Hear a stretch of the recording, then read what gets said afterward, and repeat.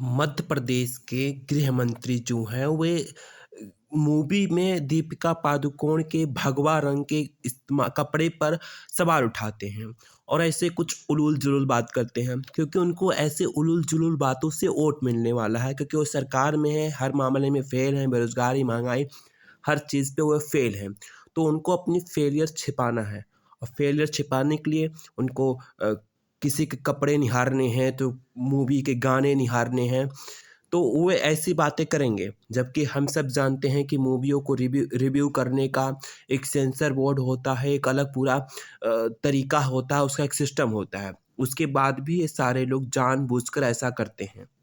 और हम लोग क्या करते हैं, हम लोग उनकी बातों पर प्रतिक्रिया देकर, रिएक्शन देकर उसे और आगे बढ़ाते हैं।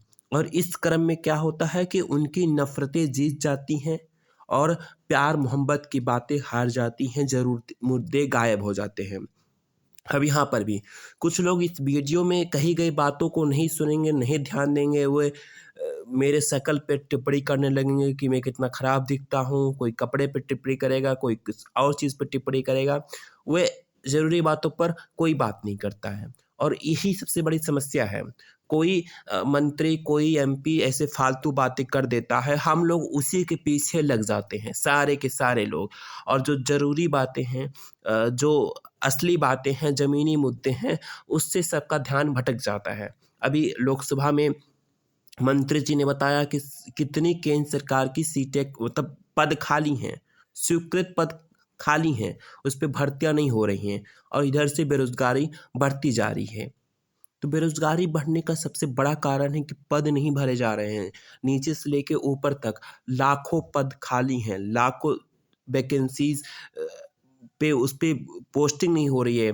ना समय से परीक्षा होता है, ना समय से रिज़ल्ट आता है, ना समय से भर्ती होता है। अब तो एडमिशन के एंट्रेंस टेस्ट में भी बहुत सारी कमियां घपला होने की बात सामने आई है। हमने अपने ब्लॉग्स में इसके बारे में विस्तार से बताया है। आप गूगल पर भारतेंदु विमल दुबे सर्च करके हमारे ब्लॉग्स को पढ़ सकते हैं। तो कुल मिला जुला कर हम इतना ही कहना चाहते हैं कि ये सारे लोग जो मंत्री, एमपी, ये जो लोग पठान मूवी पे उल्टा सीधा टिप्पणी करते हैं, ये सब जो कुछ भी उलूल-जुलूल बातें करते हैं, ये अनजाने में नहीं करते हैं। वो अनजाने में नहीं करते हैं, वो डॉक्टर उनके नाम के आगे लिखा गया है, तो डॉक्टर पीएचडी किए होंगे, तो वे ऐसे कहीं से पीएचडी नहीं कर लिए होंगे, कहीं से भी किए होंगे तो कुछ उनके पास बुद्धि होगा। वे एक ज़िम्मेदार पद पर हैं, तो वे जो कुछ भी कहते हैं, वो जानबूझकर कहते हैं, सोच समझ के कहते हैं, क्योंकि उनको लगता है ऐसा कहने से वोट मिलेगा और आप लोग उनकी बातों को प्रतिक्रिया देते हैं। जैसे लगता है कि वह अनजाने में कह रहे हैं। प्रतिक्रिया उसको दिया जाता है जो अनजाने में करता है। कोई छोटा बच्चा है, वो ज़मीन की चीज़ उठा के खाता है, तो हम लोग उसको रोकते हैं क्योंकि उस बच्चे को नहीं मालूम है कि वो जो ज़मीन से उठा के खा रहा है उसमें कीटाणु होगा, गंदगी होगा, तो ज़मीन से उठा के नहीं खाना चाहिए। लेकिन अगर कोई 12-22 साल का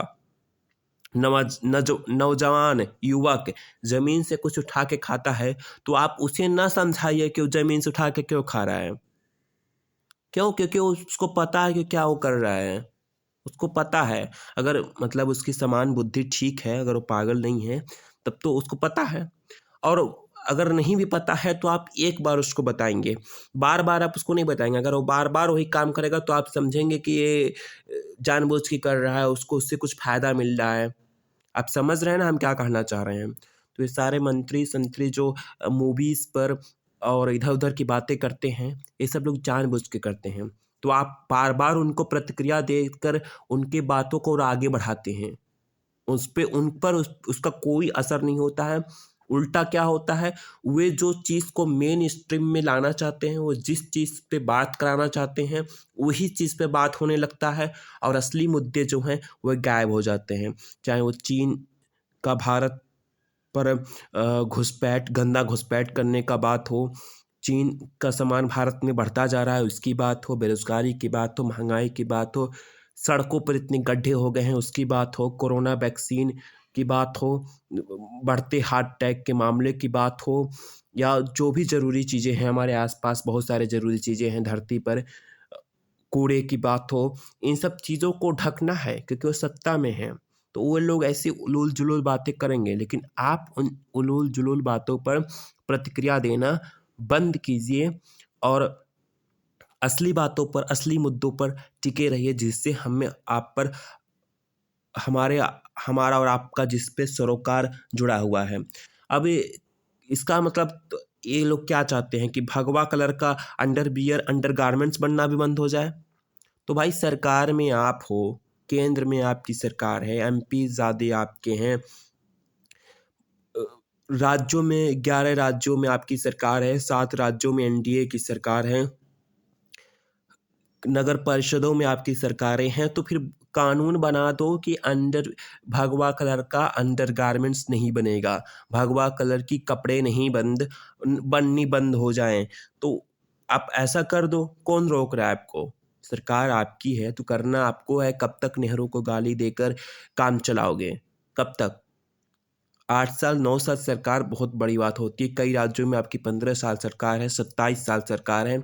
तो आप विपक्ष पे नहीं कोस सकते हैं। 2014 में लोगों ने आपको काम करने के लिए लाया था, गलतियों को सुधारने के लिए लाया था। उसी गलतियों का झुनझुना बजाने के लिए नहीं लाया था। तो आप ज़िम्मेदारी समझें अपना और अपना जवाबदेही निभाएँ। और आप लोग से फिर निवेदन है कि ये सारे लोग जानबूझ के करते हैं, तो इनको समझाना बंद कीजिए और आप ज़रूरी मुद्दों पर टिके रहिए।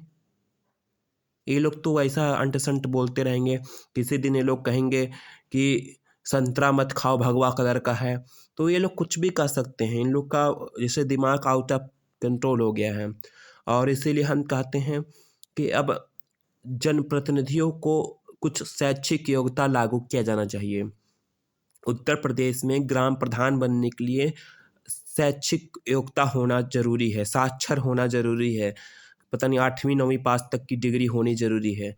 तो फिर एमपी एमएलए बनने के लिए कोई शैक्षिक योग्यता क्यों निर्धारित नहीं की गई है? ये आज का सवाल है। इस पर आप लोग क्या सोचते हैं? ज़रूर बताएँ। जय हिंद।